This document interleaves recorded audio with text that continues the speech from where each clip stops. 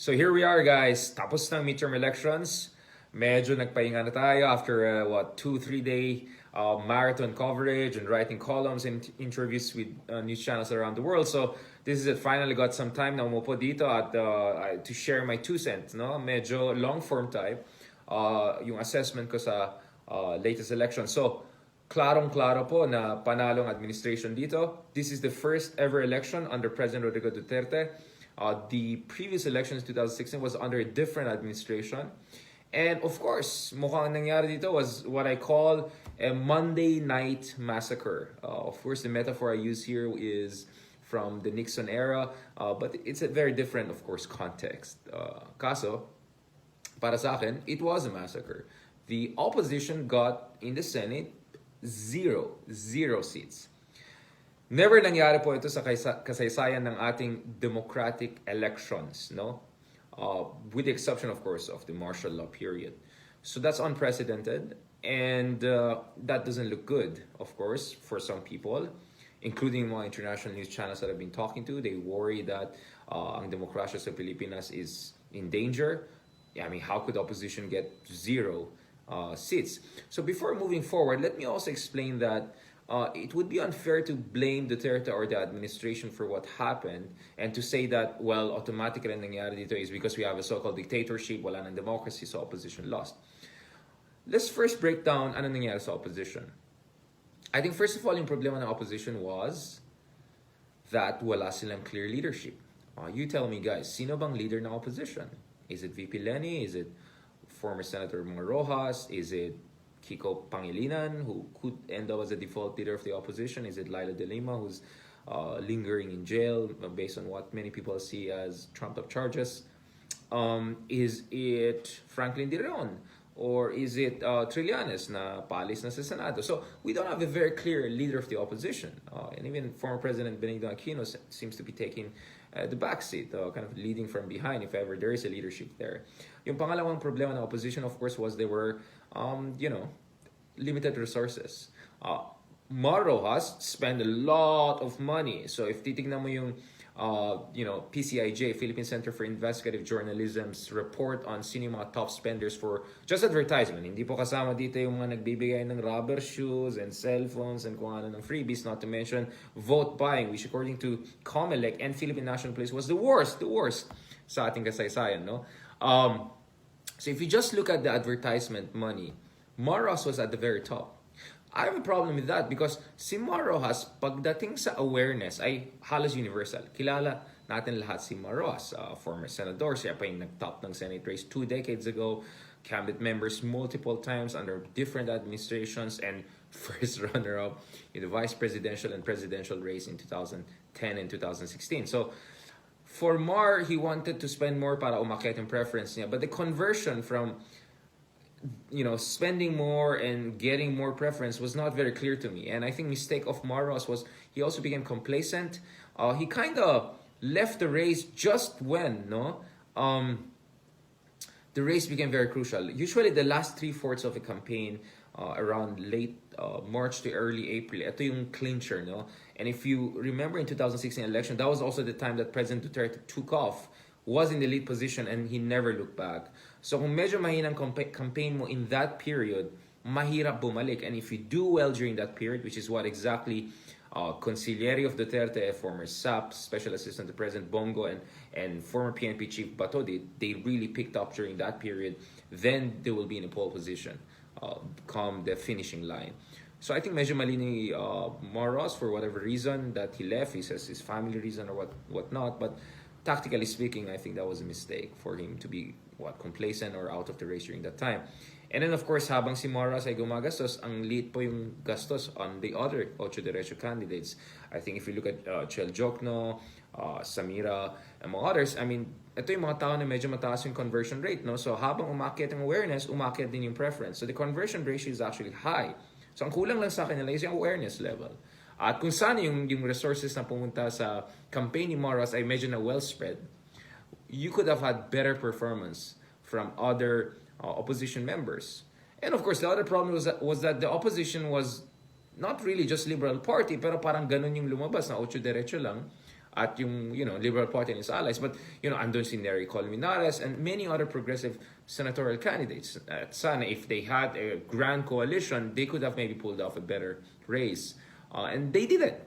Watak-watak po, nag-aaway po yung mga liberal, Democrats, and progressives and leftists. So that, of course, played into President Duterte and his allies' hands. The other factor was, of course, aside from limited resources, medyo nahirapan din ang opposition to get LGUs, local government units, to host them.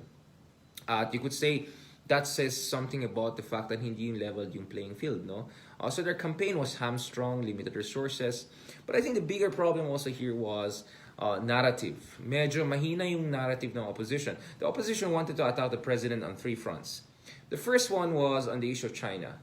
The problem though is, yes, scandalous yung ginagawa ng China sa Calayan Group of Islands, including yung kanilang siege sa Panatag Shoal, sa Sandy Cay, at of course, yung massive harvesting ng clams sa Panatag Shoal, at saka yun, of course, yung siege ng China sa Pag-asa and Kota Island and Sandy Cay sa Calayan Group of Islands. So marami nangyari doon. At yes, quite scandalous yung sinasabi ni President Duterte about China sometimes. They're our friend, they'll help me, so on and so forth. Considering napaka-negative yung view towards China, napaka-low yung trust rating ng China dito sa Pilipinas.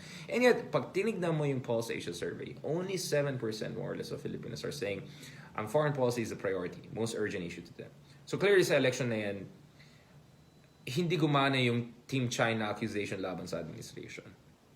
The second one was economy. Gusto nila sana atakin si Pangulong Duterte on the inflation issue. Umakyat po yung inflation in the third quarter of 2018 to almost 6%. In fact, lumampas to 6%.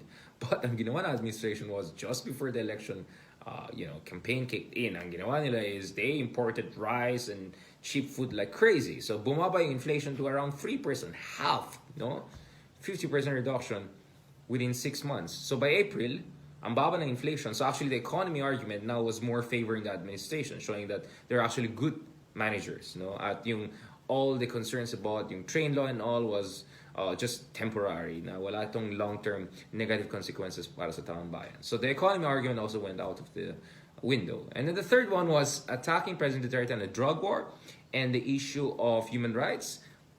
May problema dito. So when I was researching for my book, The Rise of Duterte, with Palgrave Macmillan, marami akong tinignan ng pag-aaral, and I always tend to compare President Duterte to other populists around the world, especially in emerging market democracies like the Philippines, whether it's Recep Tayyip Erdogan in Turkey, Narendra Modi in India, or Prabowo Subianto in Indonesia, among others, or Bolsonaro in Brazil, of course, latest one.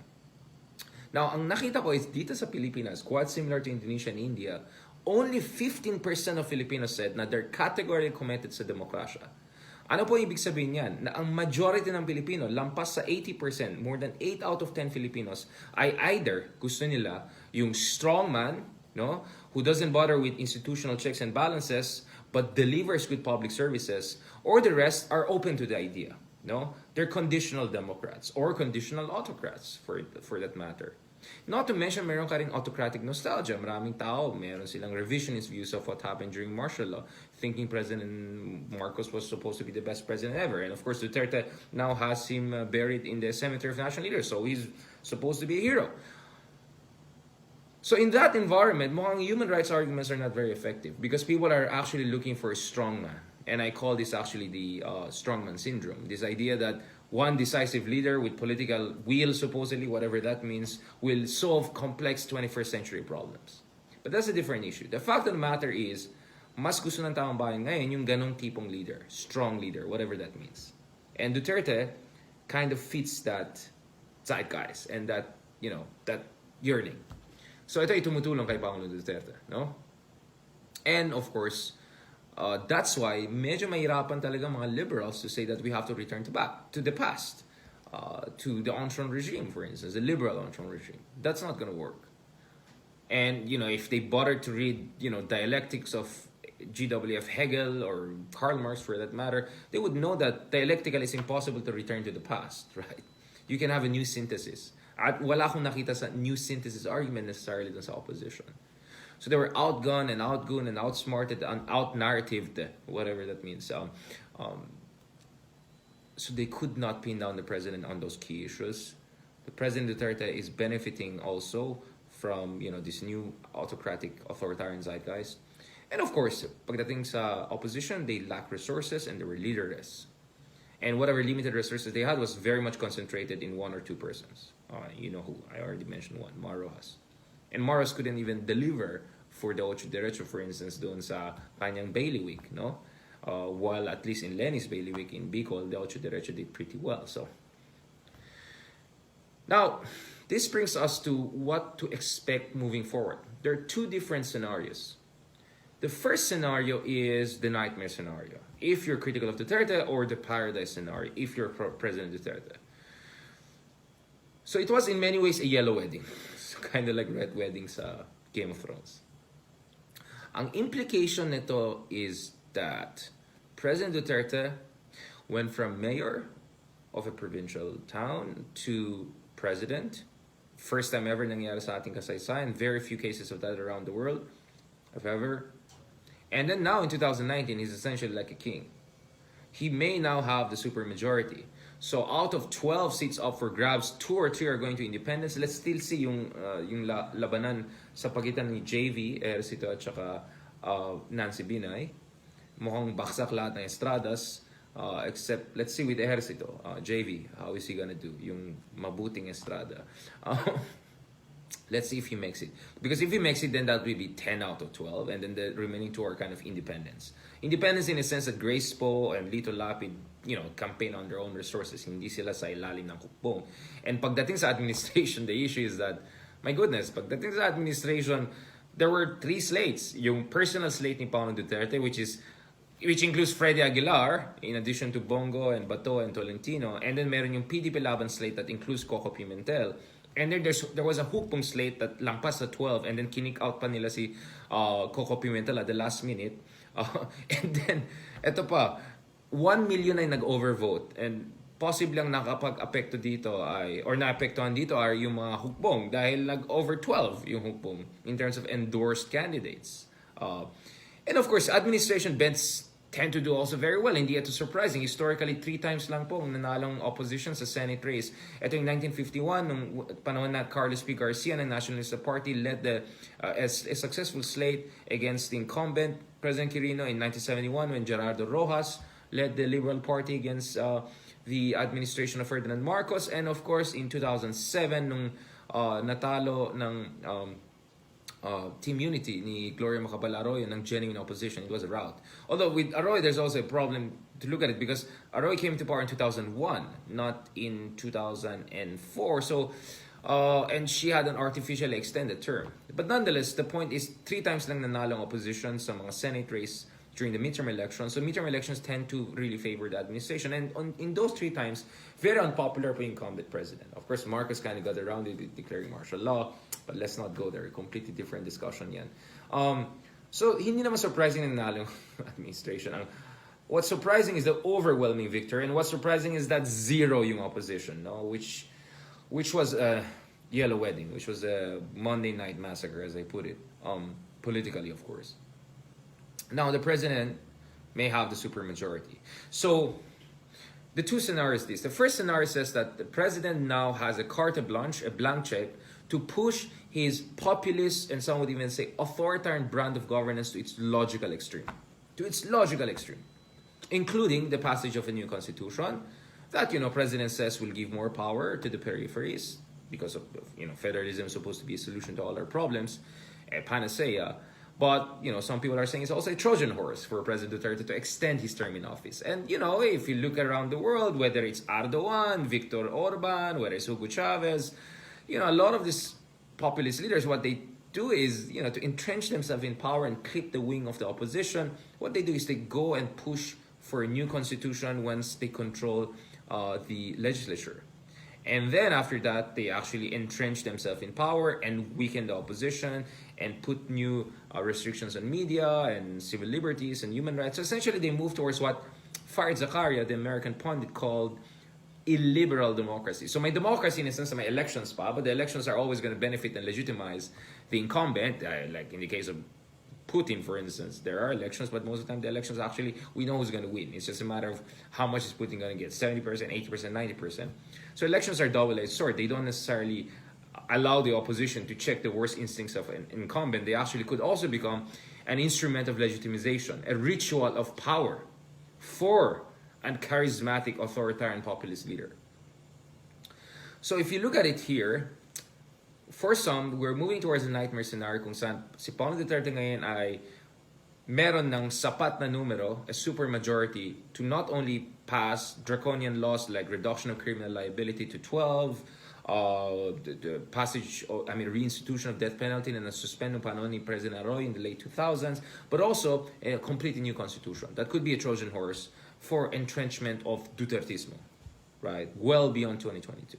So essentially regime change, which will change and open the Philippine political system for generations to come. Kaya nga sabi ko, this midterm election is really the most important midterm elections in generations, if not the most important elections in recent memory in the Philippines. So that's the pessimistic scenario, that this is going to be a blank check for the president to essentially act as an imperial, kingly leader and push his agenda to its logical extreme and completely decimate opposition and bastions of independence in the government. But there's a second scenario that I think we have to pay more attention to. And, I got to entertain this more nung, I listened to the views of other pundits, and, including political scientists like former colleague Dean Tianqi of LaSalle. I think you also have to look at it this way.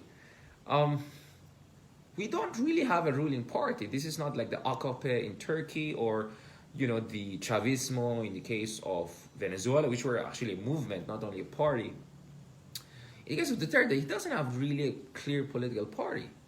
PDP Laban is a very limited party, and Hukbong was just a loose coalition, led by, barons together with Sara from Mindanao.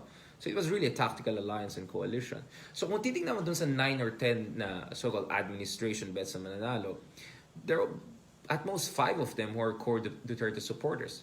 At least 3 of them are going to be core Duterte supporters. Critics would say minimis of Duterte, whether this is political advisor Francis Tolentino, Bongo, and Bato. I would add Amy Marcos and Bongo Revilla, and of course there's an element of political depth there, aside from alignment of points of view. But the rest, these are tactical allies. These are traditional politicians. These are really more or less independents, whether it's Cynthia Villar or Sani Angara. These are the people who have their own ambitions in 2022. I won't be surprised that the Villars would run for the presidency, whether it's Cynthia or her husband. And by that time, their argument will be strong. Okay, meron na tayong mga Dilawan, supposedly, and meron na tayong Duterte. Maybe we want something better than both of them. So a decisive leadership, business-oriented, at trabaho at ekonomiya ang solusyon sa ating problema. Villars could make that argument quite well. And Mari Villar could have been our president if not for, some imponderables back in 2010. Death of former President Cory Aquino that helped and propelled Aquino to become our president back then. So the Villars would be a factor, and they're going to look about their own interests. And there are also senators like Lacson, for instance, who are worried that the Senate could turn into some sort of rubber stamp for President Duterte, and he doesn't want that to happen. So what you're going to see is actually a clash of interests, and in a very interesting turn of events, turncoatism or trapos actually could help, let's say, putting a check on President Duterte, because they're going to think about their own interests. So this is going to be a clash of self-interest, and sometimes self-interest could help have an optimal outcome on a collective level. This is what Adam Smith was talking about, for instance, in Wealth of Nations. So, if you look at it, President Duterte more or less has 5 core allies out of 24. Opposition has 4 there. So the rest, 16 rest are actually up for grabs. They're independents, tactical allies, or loyal oppositionists. And I don't think they want also to be turned into just minimis of the president. They might fight back. So moving forward, President Duterte has 2 options. He has the option of being hubristic and confident and try to bludgeon them through his consigliere, Bongo, who will now be the kind of a liaison between Malacanang and legislature.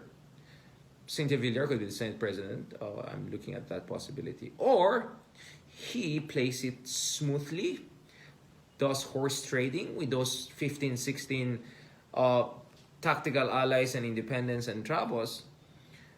So he gives them certain things, and in exchange he gets some of the things he wants. So he doesn't go 100%, he goes 70% or 80% of his legislative agenda. So if President Duterte plays it smart, he actually can get that through. But if he gets overconfident and tries to bulldozer his way, that could actually create a backlash among the traditional politicians. And the more I think about it, it seems the second scenario is more likely, meaning clash of self-interests between Duterte and tactical allies and independents and all, rather than first scenario of, Duterte is just gonna have a smooth sailing towards establishing an imperial presidency.